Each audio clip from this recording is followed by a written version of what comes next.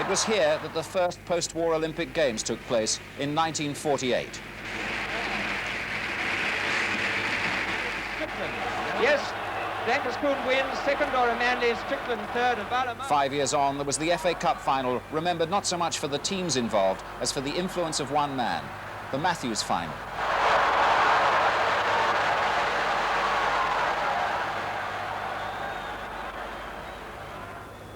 Wembley has provided the stage for those with a message to spread.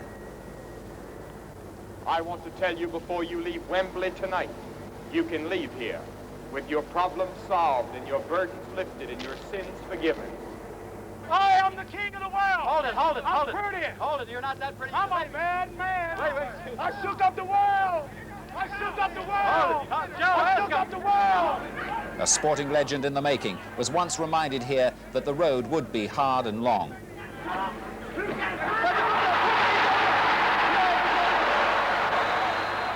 Certainly, I think with all sincerity that we shall win the World Cup in 1966. And it was here that an England football team became indelibly imprinted on the mind forevermore. And here comes Hurst. He's got some people are on the pitch. They think it's all over. It is now. It's 4. It was here, too, that a hero of the present time showed he could mobilize the youth of the world into caring for those less fortunate. Sing it to the world!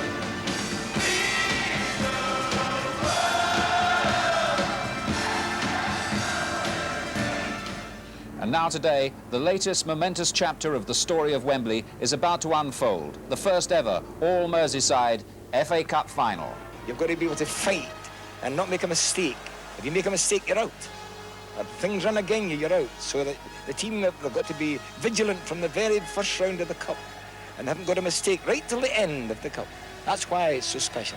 One mistake and you can lose the FA Cup. It's the hardest competition in the world to win. It's wonderful, yeah.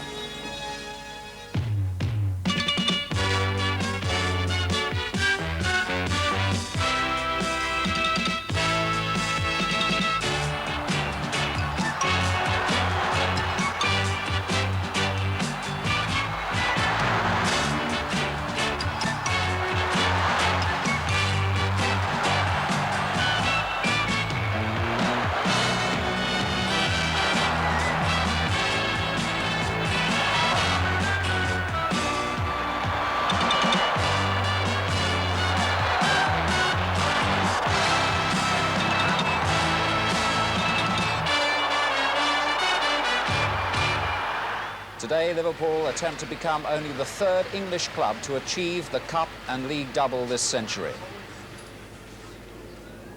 And cast in the role of preventers of that achievement, Everton, just pipped for the Championship, playing their third Cup final running, and who came so close to the double themselves last year.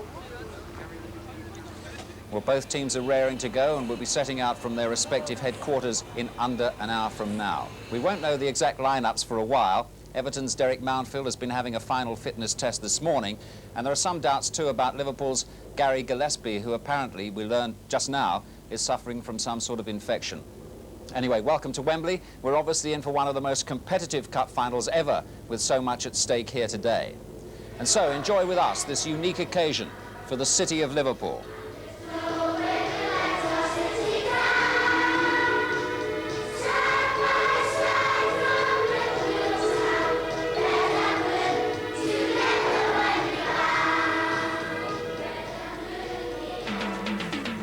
Come racing with us to Lingfield as we bring you Derby and Oaks trials. The Oaks trial first at 12:30.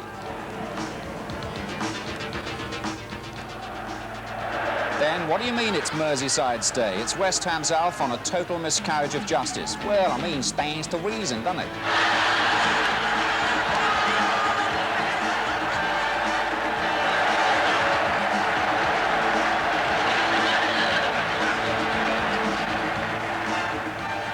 We'll be passing on down the bus as it's departure time for Wembley.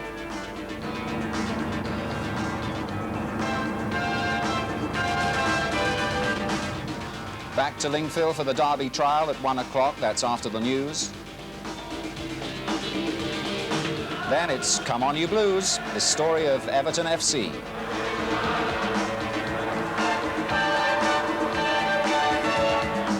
followed by, you guessed it, Come On You Reds, the Liverpool story.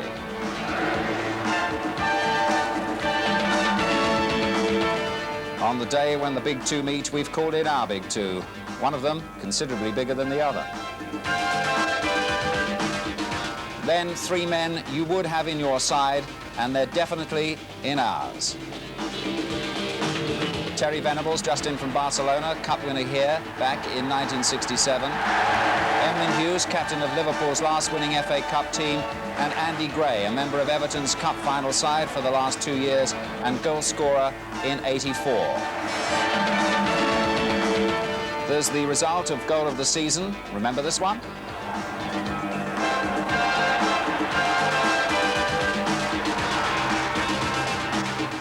And while snooker has a new #1, you'll be surprised by the standard achieved when the #4 takes on the #8. With the World Cup almost upon us, we'll have goals galore from the great teams of the past.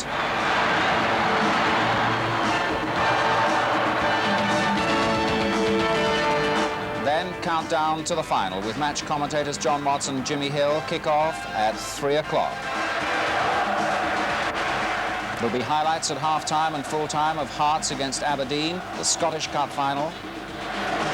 Not to mention a little spot of bandstand on grandstand.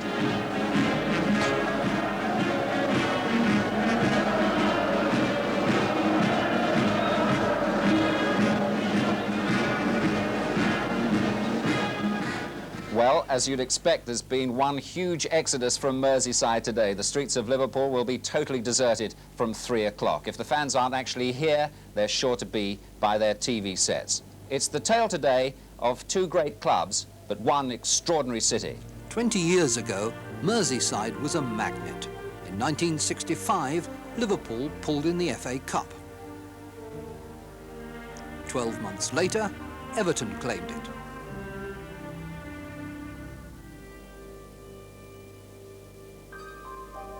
And when they showed off the World Cup, no one thought it inappropriate.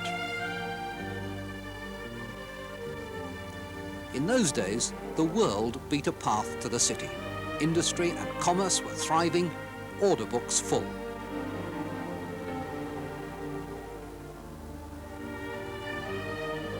And reverberating back out into the world was a Mersey beat which made Liverpool famous even beyond football's furthest boundaries.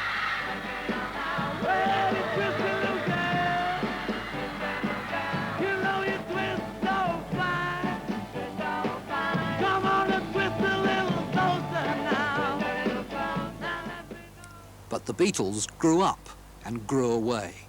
The tide turned and left empty docks and order books. Unemployment figures were no longer just statistics, they were the people next door. Today, times are still hard, but a resolve somehow to make things better shows through. Decay is being replaced by ambitious new developments.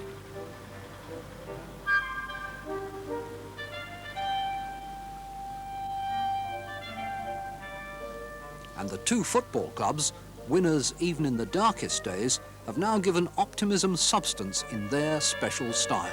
For the first time, the FA Cup final will be a Merseyside derby. If you're an Evertonian, you're okay.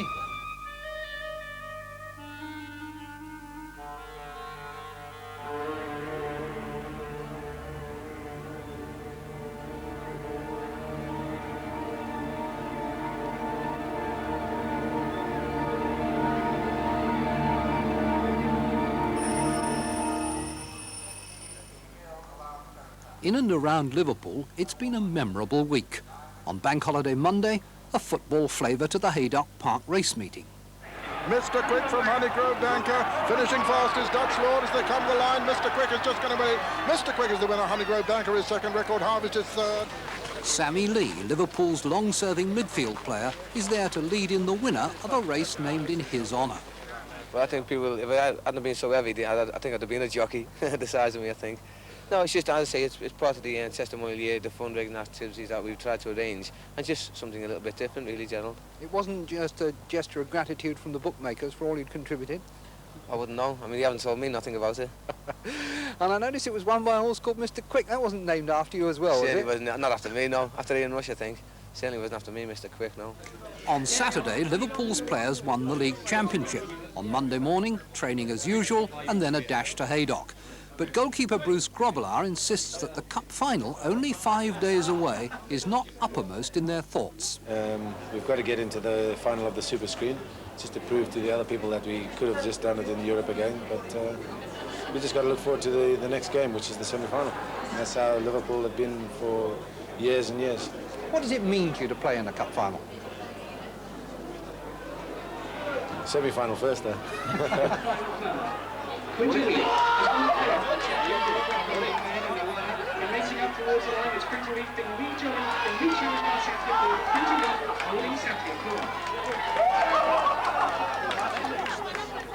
Everton's Peter Reid, who is injured, is also at the races, but finding it hard to relax. It's difficult in the sense that you want the game to come a wee bit quicker than usual. I mean, you wish you were playing tomorrow. It's just one of them things. I mean, the best team wins the league, and Liverpool have won it, so fair dues. You've got a chance to get your revenge as quickly as possible. Yeah, I wouldn't back against us, but the way my luck's going. No, it's just, I mean, you go out there and give it all you've got, don't you? At Goodison Park on Monday evening, the Players' Player of the Year award, won last year by Peter Reid, passes to his Everton teammate Gary Lineker.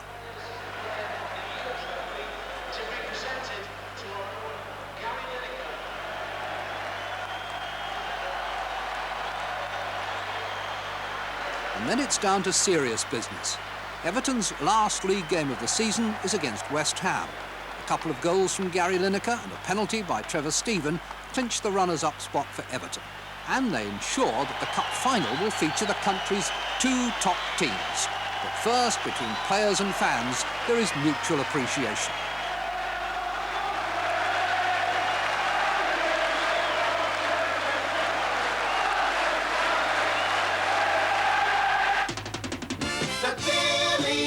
Show. Radio Merseyside.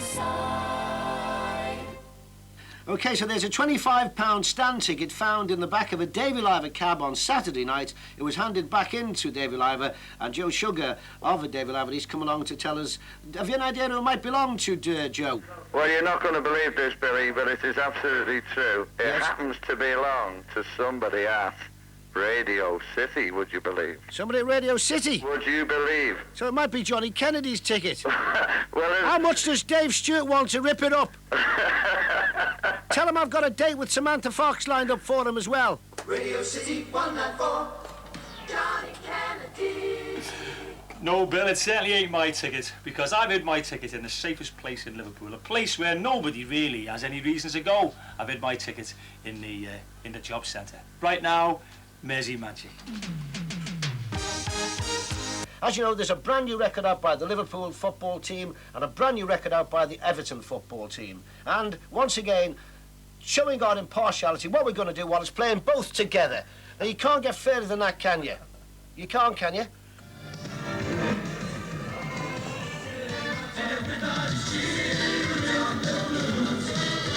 Okay, I'm on red, you know, and Billy's a blue. But this, I think, really is what Merseyside is all about. The Reds and the Blues together. Now, I wouldn't have mentioned them, but you saw them there, Gerald. And that symbolises, you know, the spirit and the relationship between Liverpool and Everton. Come on, you Reds! 709-9333 for Name That Wembley Gargle. Away you go.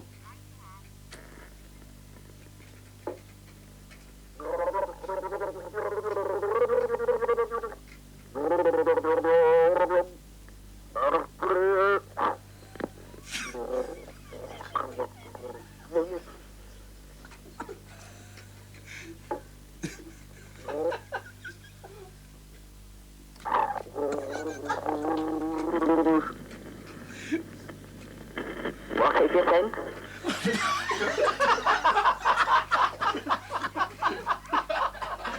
You'll do it, me life. How did you come by that? A friend. Does it cost you a lot of money? No, £6. You want to sell it?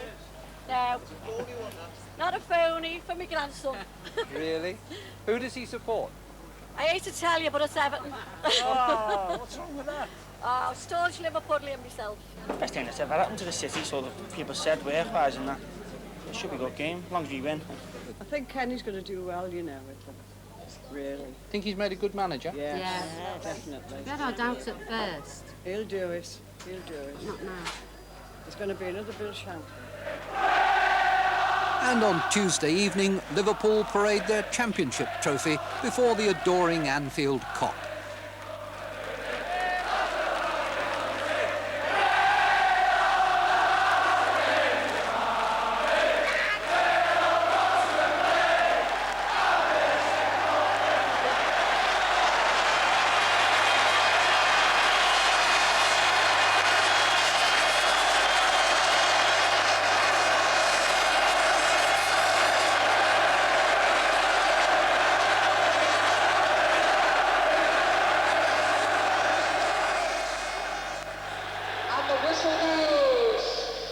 It. Final confirmation of the All-Merseyside FA Cup.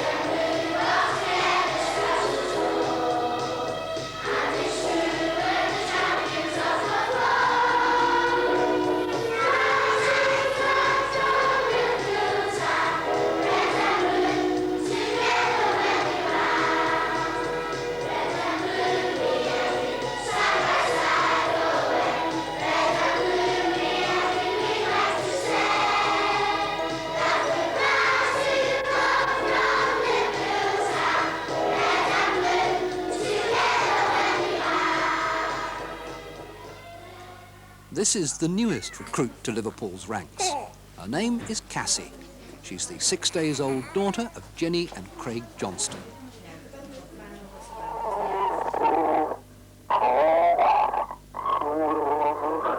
Now then.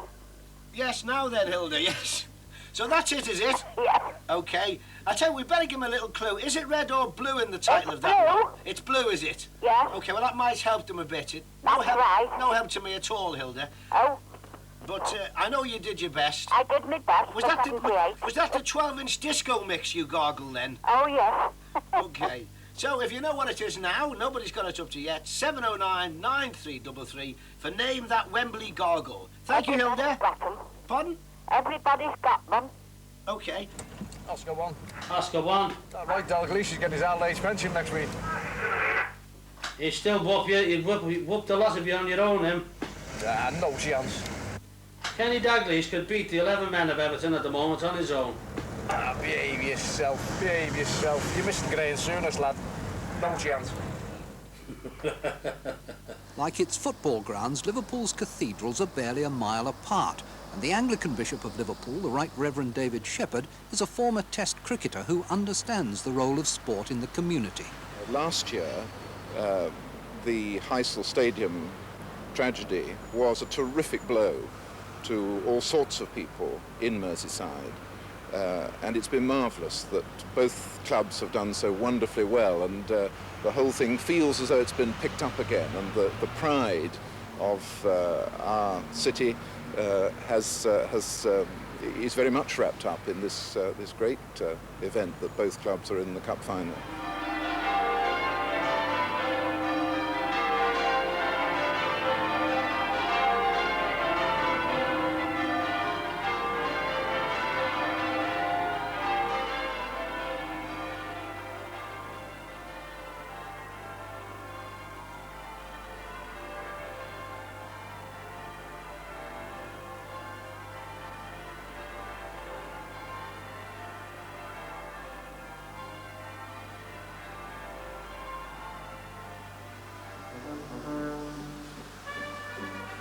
Thursday is a day when red and blue take on more than one significance.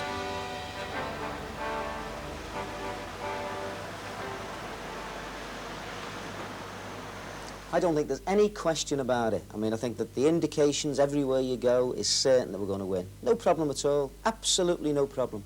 Certainly that the evidence, all the indicators, everyone you talk to who's got any sort of ounce of knowledge knows very well, or ounce of common sense, knows what's going to happen.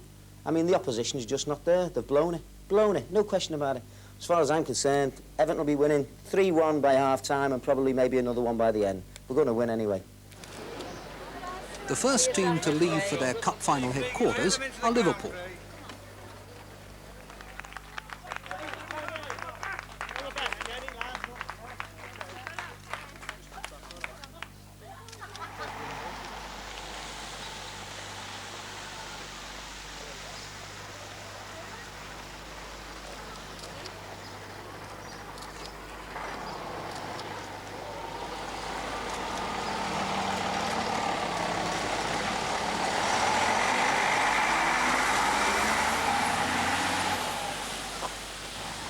And this is the same every year, and I don't think it's right. For 25,000 tickets to give to each club, with like Liverpool and Everton, and I think it's disgusting, and it's a glorified business. Meanwhile, football continues at Anfield, where there's a different cup to be played for. Since last March, an original entry of 98 teams has been whittled down to this evening's final contenders. In this competition, all the players have one thing in common. They're all looking for work. This is the third year of Merseyside's unemployed seven-a-side knockout cup.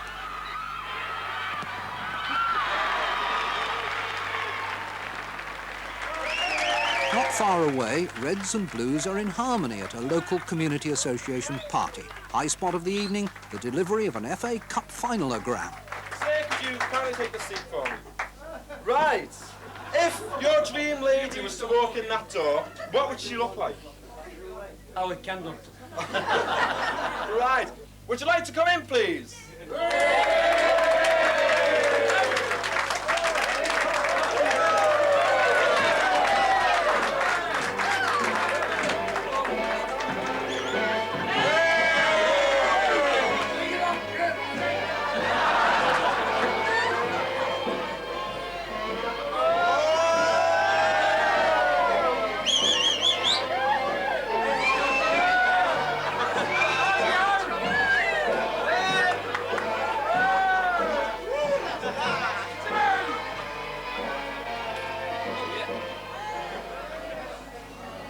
Alderhay Hospital, the largest children's hospital in Europe, is preparing for a Wembley-style Saturday afternoon of its own. And they'll have one patient with inside knowledge. 11-year-old Stephen Johnson has played at Wembley. What was it like for you playing there? When we first walked out of the tunnel, and you just seen that big crowd, and you just looked away and just went all red and everything. Do you think Liverpool will win? I don't know, because I know I've got a good full backs and that, left backs and that, but I think we'll get past them tomorrow. So is this cup final good for business for you then? Definitely. Very good. Good for Liverpool as well as for business. With a bit of luck, the Blues might win it. One Everton fan with a seat booked in the Royal Box is Sir John Moores, founder of the Littlewoods Empire, former chairman of Everton, and a substantial shareholder in Liverpool.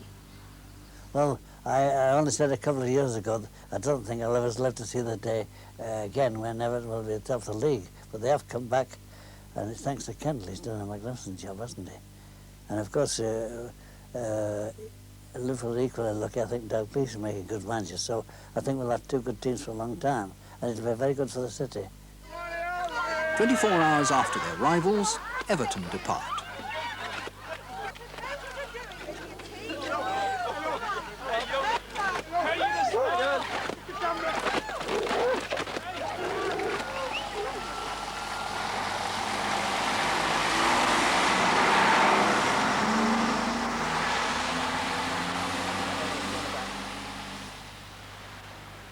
And at last, it's Saturday.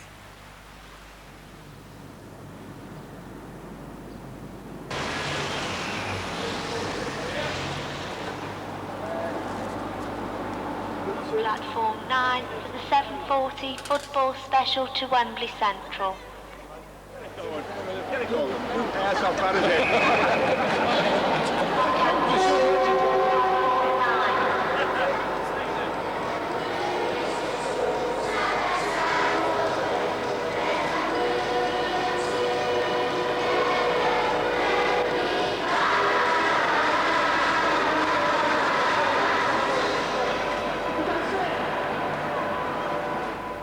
That look at Merseyside life was compiled by Gerald Sinstad. Well, here at Wembley there's much evidence that we're looking forward to a truly Merseyside sporting occasion here. The fans from both clubs, from Everton and Liverpool, have often been arriving together in the same cars here this morning, with blue and red scarves trailing one from either side. So we're looking forward to a truly Merseyside Cup final occasion. The atmosphere building up here, and of course we'll be enjoying that as we approach the final, the kick-off at 3 o'clock today. But there's a big racing occasion down at Lingfield today with trials for the classics coming up at Epsom next month, both the Derby and the Oaks. And to set them up for us now, Peter O'Sullivan. Yes, it's a big occasion indeed, Des, because it's our first Trial coming up from there at 1 o'clock. It was won by Slip Anchor last year, who of course went on to win the big race itself. Now we're concerned here at Wembley, of course, about team news for the big occasion, and I told you earlier, well, you know from the press that there have been doubts about Derek Mountfield as far as Everton is concerned. Let's pop down to their team headquarters now, and Kevin Cosgrove's waiting there for us, and a lot of other people too, by the looks of things, Kevin. But what is the latest news? He's obviously been undergoing a fitness test this morning, Mountfield. Yes, Des. He's had a very rigorous fitness test this morning on a local ground not far from here. He was put through his paces by Howard Kendall and the physio, John Clinksdale. They're going to wait until we actually get towards Wembley to make a decision about him.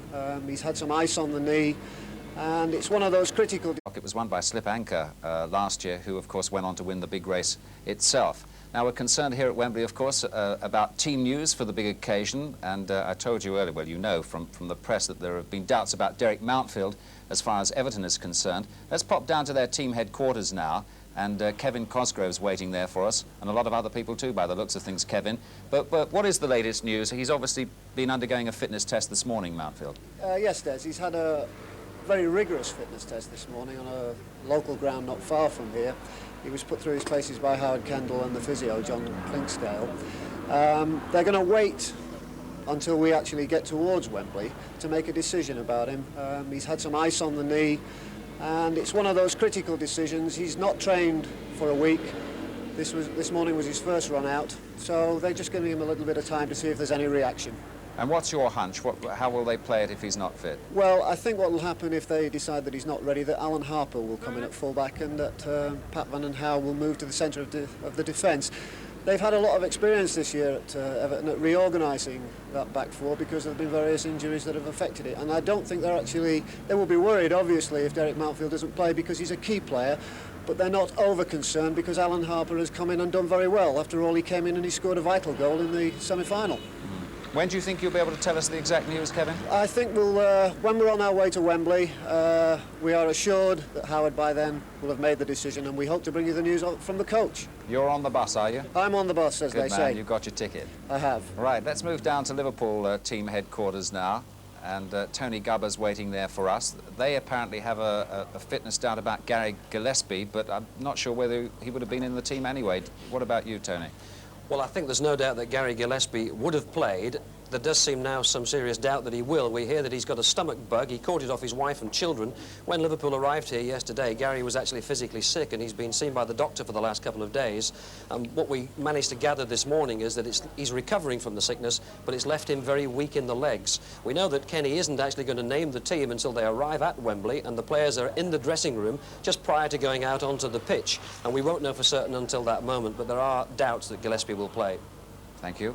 Well, now our panel have arrived with us here at Wembley, just in from Barcelona. Terry Venables, of course, Andy Gray, who's played in the last two finals, Emlyn on the end, last man to lift the cup up here for Liverpool.